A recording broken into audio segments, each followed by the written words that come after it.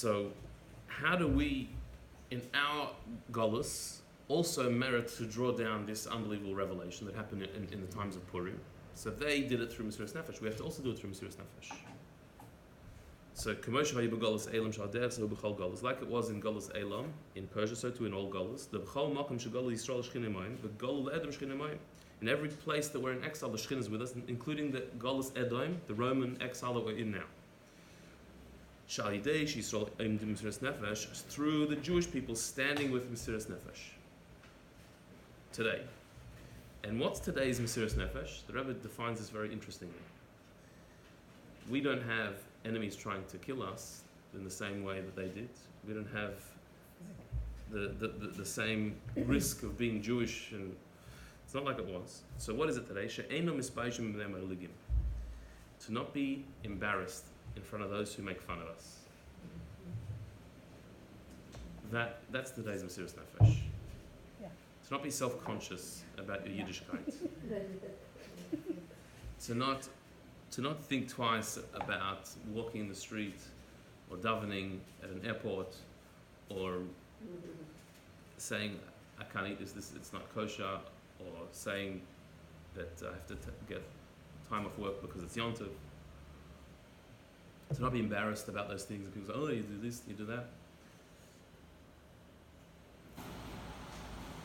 To be proud of the level of Yiddishkeit that you have, and not to be embarrassed about those who say, oh, you have to be so frum, you have to be so frum, so necessary, and people will belittle it to make fun. To not be embarrassed, so meaning not just to do the right thing, but not to be embarrassed about doing the right thing. That is mesirus nefesh today. And this is written, right? This is the Mandala, the Rebbe said this, 1984.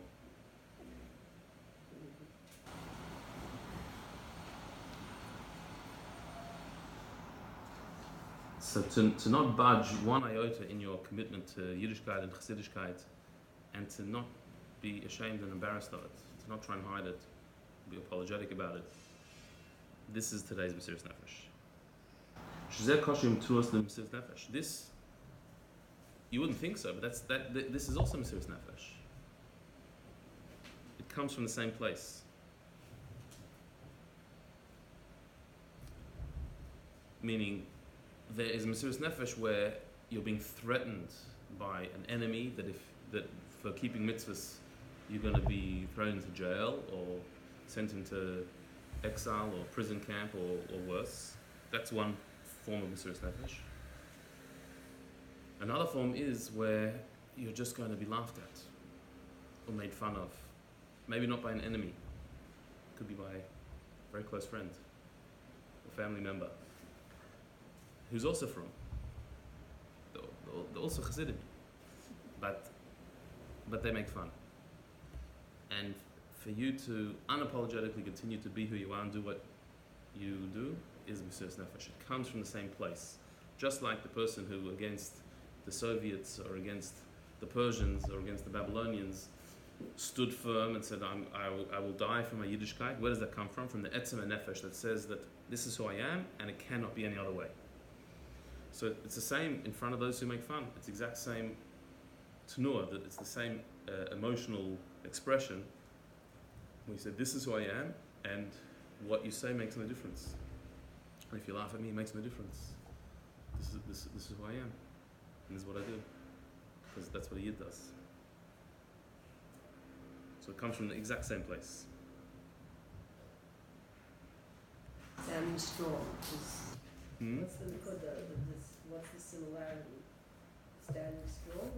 It's that the etzem nefesh says this is how it is. There's no debate. There's no discussion. So just like if somebody came to you in the times of Haman and said, look, logically, just drop your Yiddishkeit so you'll survive.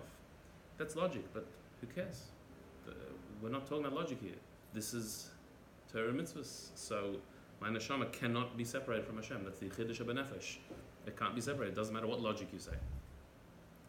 So here as well, somebody makes fun, and so it's embarrassing, and there's a pressure to conform to what everyone else is saying, and why do I have to be different, and all this. Mesirus nefesh is, who cares? this is what Torah says, this is what the Rebbe wants from me, that's what I do. Doesn't matter what people think. It has to come from that same place that you don't budge. The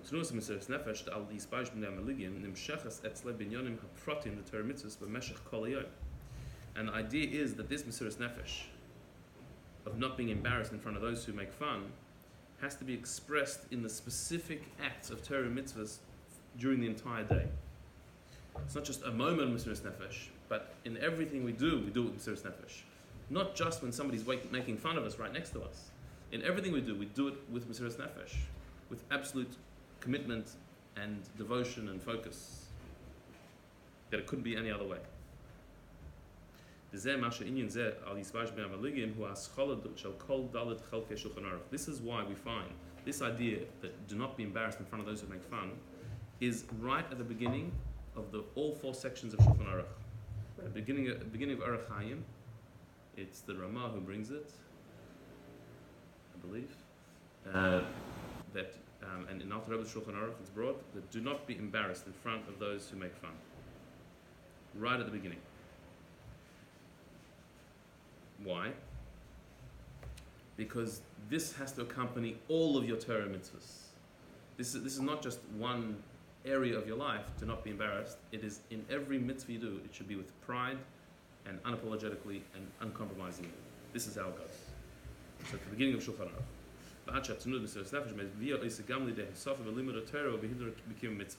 To the point where this mesirus nefesh brings an addition, it increases your learning of Torah and being careful in keeping mitzvahs.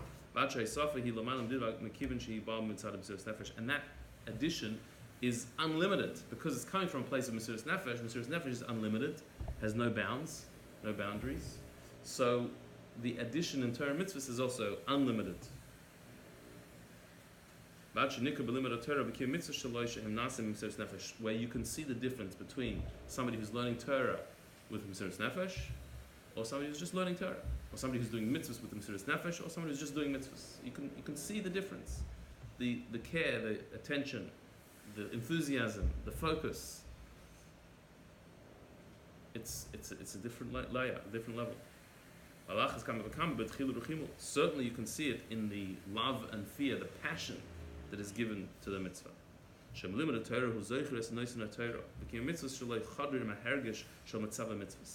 The difference is when you learn Torah, you remember who gave you the Torah. And when you fulfill mitzvahs, it's imbued with a sense of the one who commanded the mitzvahs. In other words, it can be very easy to learn Torah and to do mitzvahs and forget who's giving it, where's it from, why are you doing it.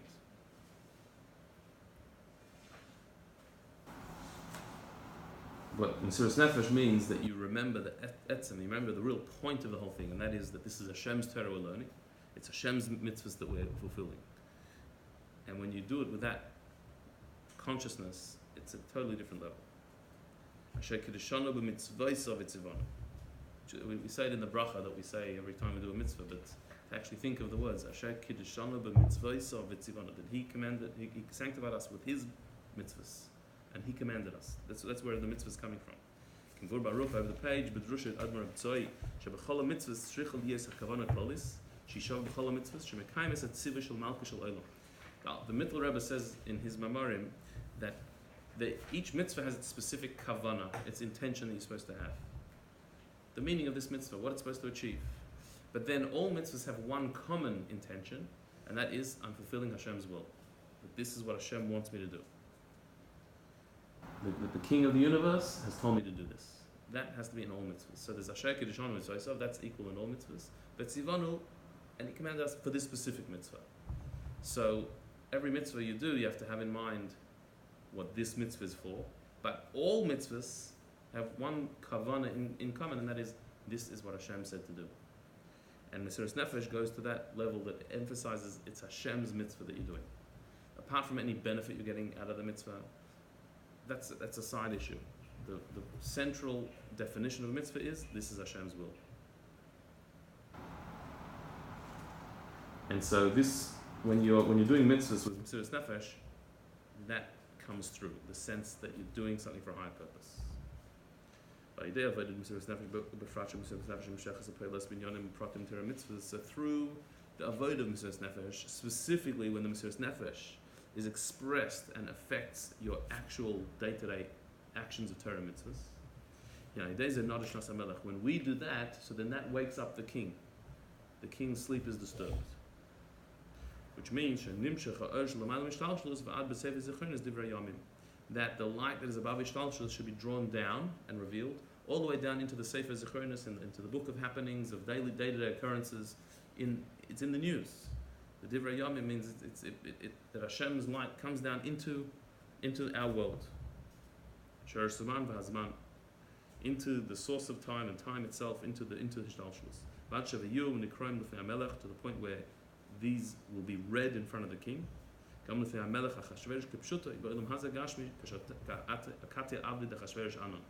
even the king of Achashverosh should hear this.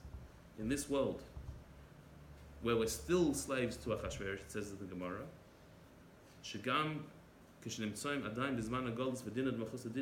that even though we're still in Golus, and the law of the land is the law, we're bound by the law of the land. And Mordechai was second to the king, even at the end of the Megillah. They were still in Achashverosh's country, they were still under his dominion. Even Mordechai was powerful, but he was second to the king. Achashverosh was still king. But even in that situation, the kings will serve you.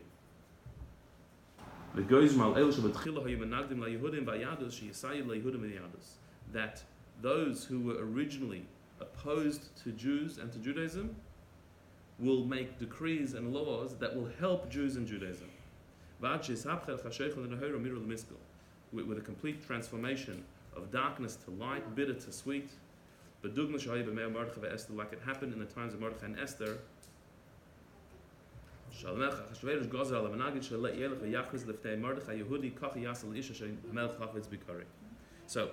Rebbe here, he seems to be trying to get to something. That he's saying that even the king of Achashverosh has to hear this. That the Rebbe is moving from the metaphorical explanation of the pasuk to the literal explanation of the pasuk to a modern application of the pasuk. The pasuk is talking about the king Achashverosh, who his sleep is disturbed, and this is the turning point in the entire Purim story. And the Rebbe explained to us that what that means on a deeper level, the king is referring to Hashem, and Hashem's sleep is referring to the way we are in Golus in this higher level, where it does not reveal the connection that Hashem has to the Jewish people. But Nod Nashnas HaMelech, the king's sleep was disturbed, means that he woke up in the midst of his sleep, that there was a revelation of what's going on in Golus, the deeper connection of Hashem and the Jewish people became revealed and came down, and that's what caused the miracle to happen. And it came down into Divrei Yomim, into Sefer Zechronos, into the facts of the land, all the way down into Elam, into Shushan, into Persia. Into the literal story of Achashverosh waking up and the whole thing turning around. And then the Rebbe says that just like that's true in all exiles, it's also true in our exile, in our Golus, that this level of Nod Nashnas HaMelech, that Hashem's sleep is happening now, but it can be waken up. And how was it woken up then? By mesirus nefesh, and mesirus nefesh that permeated their being, their entire character and personality. So too it can happen today when we have mesirus nefesh on that level. And what's the mesirus nefesh today? To not be embarrassed in front of those who scoff us and mock us, but to just do what we have to do. To the point where, when we do that, it'll also come down. Hashem's sleep will be revealed down here into Sefer Zechronos, into Divrei Yomim. And then the Rebbe says, that also in front of Achashverosh Kipshutai, the literal Achashverosh, Ba'olam Hazeh Gashmi, in this world, because we're still slaves to Achashverosh. What's he referring to? The literal Achashverosh. We're still slaves to Achashverosh. So it seems that the Rebbe here is referring to the Jews in Russia. This was in the 80s when the Rebbe was talking a lot about the imminent downfall of Russia and how there's going to be a turnaround. That in the midst of Golus, and the deepest Golus, there's going to be a revelation of Hashem's power, and that things are going to turn around. And the Achashverosh, the literal Achashverosh, which were the communist dictators of the time, it's going to reach them as well. How much before was this? So this was 7 years before the actual downfall and fall of communism, but the Rebbe had already started talking throughout the 80s that this is going to happen. But did anyone know that the Rebbe's referring to that at that time? Well, the Rebbe spoke a lot about it at that time. He spoke, Openly? openly, that there will be the downfall of communism. They say when Gorbachev was told this, he said it's impossible. I hadn't decided it then. I didn't intend to dismantle communism that early. It's impossible the Rebbe could know that it was going to happen. Wow.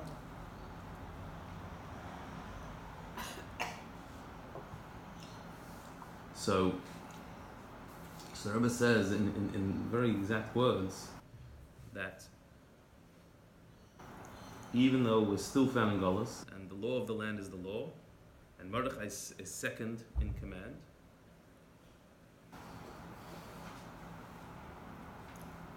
this would have been in Reagan's years, no? 1984. So You're in Australia already. Too young to know. That's the excuse. So even though we're still in this state, but as we're slaves to Achashverosh, we're still under Achashverosh's rule, but the king will serve us. The king will come to serve us, to look after us, as it says about when Mashiach comes. And he will make laws that those who originally opposed Yiddishkeit are going to help Yiddishkeit. The Geizrim al Eilush v'tchila hayim menagdim laYihudim biyadus, that they'll make laws, they'll make decrees about those who originally opposed Yiddishkeit and Jews, that they will help Jews and Judaism. So the laws will actually be decreed. So the police force, let's say,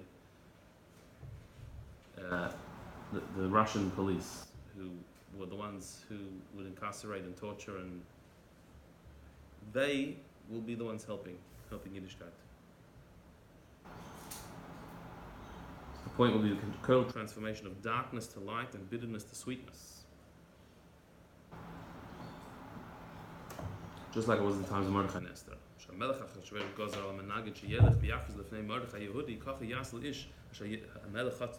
did Achashverosh do?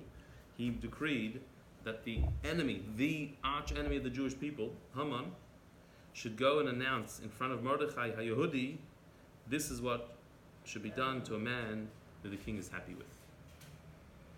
So in the Purim story, there's inserted this idea that it's not just that Haman's decree didn't work out, that Haman had to lead the horse with Mordechai and announce this is what happens to somebody who Hashem is happy with, the king is happy with. Malka shel Olam, he refers to the king of the world. V'gam lahavdil chulu hamelech Achashverosh ch'pshutei, and it also refers to lahavdil, 1,000 havdalas. It also includes Achashverosh, that Achashverosh is happy with it.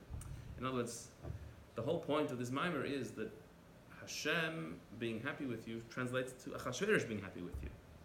That the way Hashem feels about the Jewish people in the pnimius, in the high levels of etzem, in above Ishtalshalus, that has to become translated down here in Ishtalshalus, in Divrei Yomim, in Sefer Zichronos, that Achashverosh should feel that way.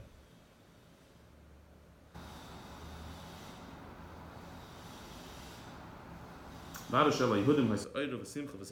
the point with the Jewish people, there was light and gladness and joy and honor, and so it should be to us. What are those things? Or is a Torah. When it says light, it refers to Torah. Just give the brackets. The Simcha zu Yomtov. Simcha is Yomtov. The Sosan zu Milah, and joy is bris milah, which was forbidden at the time. V'yakar el tefillin, and honor is the tefillin. The Torah kula tefillin. The whole entire Torah is compared to tefillin. Yeshloim the kol gam tefillin d'marei alma d'chsiv b'hu u'mi kamchi Yisrael go'echad ba'aretz. So not only did the Jewish people were they able to celebrate these things, they could learn Torah again, that they had their Yom Tov, they could do bris milah, they could wear their tefillin, they could do this all openly and joyously. And tefillin is only one mitzvah, but the entire Torah is compared to tefillin. And so it also includes the tefillin of Hashem, tefillin d'marei alma, as it says that Hashem also puts on tefillin. He keeps the mitzvahs that we keep on His level, and so therefore our tefillin says in Shema Yisrael Hashem Elokeinu Hashem Echad. What does Hashem's tefillin say in it? D'chsiv b'hu u'mi ka'amchi Yisrael go'echad ba'aretz. Who is like your people, Israel, one nation on earth? That the greatness and Hashem's connection with the Jewish people becomes revealed. The king's sleep is disturbed, he's woken up. So all these things are revealed to us. And the Rebbe in the bracket says that when it says Torah, it says the word Oira, the feminine version of light, which in Torah that refers to the feminine version of Torah, which is the Torah Shabbat Peh, the oral Torah.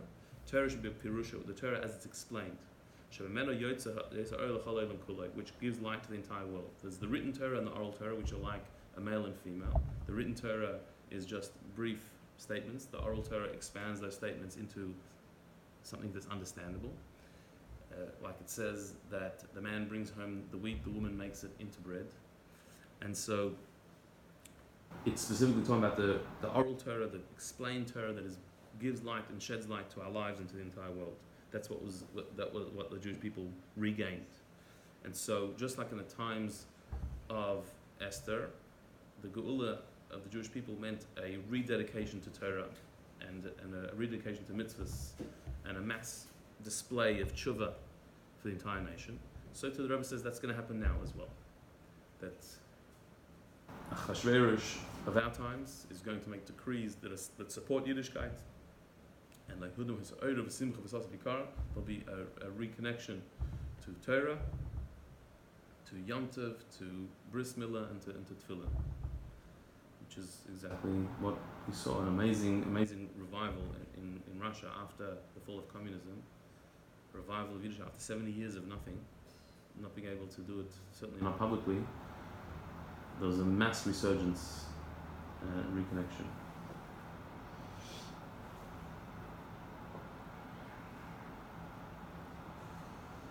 Okay, and so the Rebbe concludes the Maamar with the following.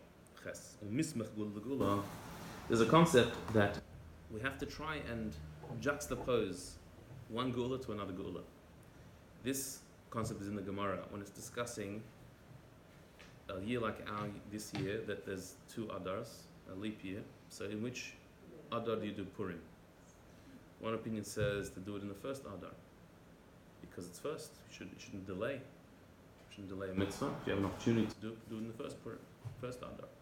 Whereas another opinion says no, do it in the second Adar, because the second Adar is next to Nisan, and we want one Geula to be next to the other Geula. The Geula of Nisan, of Pesach, should be celebrated right after the Geula of Purim.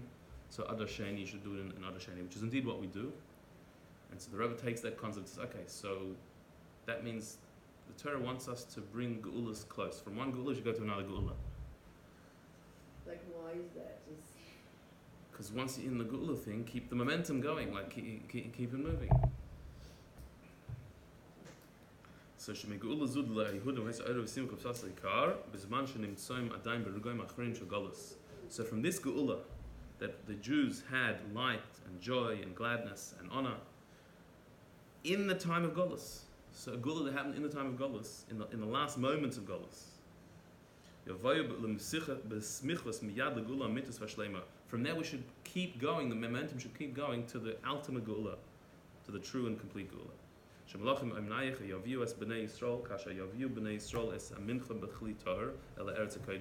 That says that the kings of the nations will be our help, that they'll help us out.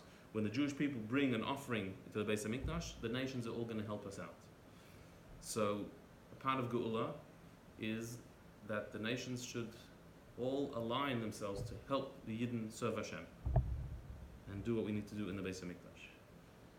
In the Holy Land, in Eretz HaKodesh, Eretz Asher Goyim Tamid Ein Hashem L'Kocham Ba'am Eretz Shana Ad Shana, the land that Hashem's eyes are constantly on. V'sham Guf Yerushalayim, Kiryas Melech Rav, David Melech Mashiach, and where in Eretz Yisrael, in Yerushalayim, in the city of the great king of David Melech Mashiach. V'sham Guf B'Har HaKodesh, and where in Yerushalayim, on the holy mountain. Mikdash Adnei Kon Yodecha, in the Mikdash that Hashem's hands have built. So, in other words, the Rebbe here, again, if he's hinting at the fall of communism many years before it happened, he's saying that when that Geula happened, that's a Geula in the midst of Golas, it's an unbelievable Geula, so the momentum has to keep going. That shouldn't fall away. We should keep it going to the ultimate Geula, where just like in the fall of communism, the very government, the Russian government, that opposed Yiddishkeit and opposed Yidden is going to help them and decrees that all their apparatus of the police and the KGB and everyone, they're all going to be protecting the Jewish people and helping the Jewish people. So that has to spread, that all nations and all governments will be helping the Jewish people to be in Yerushalayim and to be on Har HaBayis and to be in the Beis HaMikdash. And this should all happen quick, in a way of zrizus. It should be a quickness that is above any limitation, like with speed and energy. To the point of ad yoda. We know that on Purim, there's the chiyuv, the obligation to drink on Purim, ad yoda, until you don't know the difference between Baruch, Mordechai, and Ar Haman. So here the Rabbi uses that phrase ad yoda, meaning ad yoda also means that something happens without you even realizing, in a way that you're not conscious, you're not aware of it. That the way the Geula should happen is in a way that so quick you didn't even realize that suddenly the world has changed. As metanz rein besimcha rabba shalamayla mekol din vagbola in the Geula mitzvah shleima b'mher meinu mamash, that we should dance with great joy, unlimited and boundless joy, into the true and complete Geula, which should happen very speedily in our days and mamash, literally. Shekali Hudim, Shebmeshech Koladeris, that all the Yidden, from all the generations, Ubaroshim Nasi Dorenu, and the head of it should be our Nasi, our leader, Mordechai Yehudi ve'Esther Malka, along with Mordechai the Jew and Esther the queen. Kulam Yigalu Ma'Golas, all of them should be redeemed from Golas. Shleimus HaGeula, which means a complete Geula. All the Yidden of all generations are redeemed. B'yachad im Shleimus Ha'am, u'Shleimus HaTorah, u'Shleimus HaAretz. And this should be along with the completeness of the Jewish people, the completeness of the Torah, and the completeness of the land. These three things, Shleimus HaGeula, the Rebbe always connected to Shleimus Ha'am, Shleimus HaTorah, and Shleimus HaAretz. That the nation of the Jewish people should be whole, which means there should be no one missing amongst the Jewish people, and we should be clear on who is a Jew and who is not a Jew, have clear in our definition of who we are, and no Jew should be missing and left behind. Shleimus HaTorah, we should not compromise on Torah, on any part of the Torah. And Shleimus HaAretz, that the land is complete, the land of Israel is completely Jewish. In a way that Hashem should broaden the limits, to the boundaries, the borders of Eretz Yisrael. That the land of the three nations that has not yet been conquered, on the Transjordan, the other side of the Jordan, should also become Eretz Yisrael. Eretz Yisrael should expand. And this, like all psukim, should be read literally. In fact, the simple reason comes from the pshat, and pshat corresponds to this world, the olam hazeh, which is the world of action, and that's the main thing. The whole world, the whole creation is dependent on it. As it's explained, that this world is the basis of all worlds. So in other words, you could say that the expansion of Eretz Yisrael, maybe it means in a symbolic way. Maybe it doesn't mean literally expanding the land. Maybe symbolically Eretz Yisrael becomes greater and bigger spiritually. But no, the expanding of the borders of Eretz Yisrael means literally. It should happen literally, because the world of Pshat is this world, happening in this world. And that's what it all depends on. So that's what needs to happen. Which is also one of the things that the Rebbe encouraged in the 80s was in Eretz Yisrael, they should build towns for the Russians that are coming. We need more space. Eretz Yisrael needs to expand. So if that's true for the Russians, that happened, then what about for the entire Jewish people that will be coming back? So therefore the Rebbe concludes simply, quite literally and simply, Shebekarav Mamash, that very soon, Tiyah HaGeula HaMitzvah Shlema, the complete and true redemption will be the Chol Yisrael Shebmeshach Kol Hadoros, that all the Yidden of all generations, Neshamas B'Gufim, their souls back in bodies, will experience this Geula Ayidei Mashiach Zikenu through our righteous Mashiach B'Mheir B'Meinu Mamash. It should happen very soon. Amen.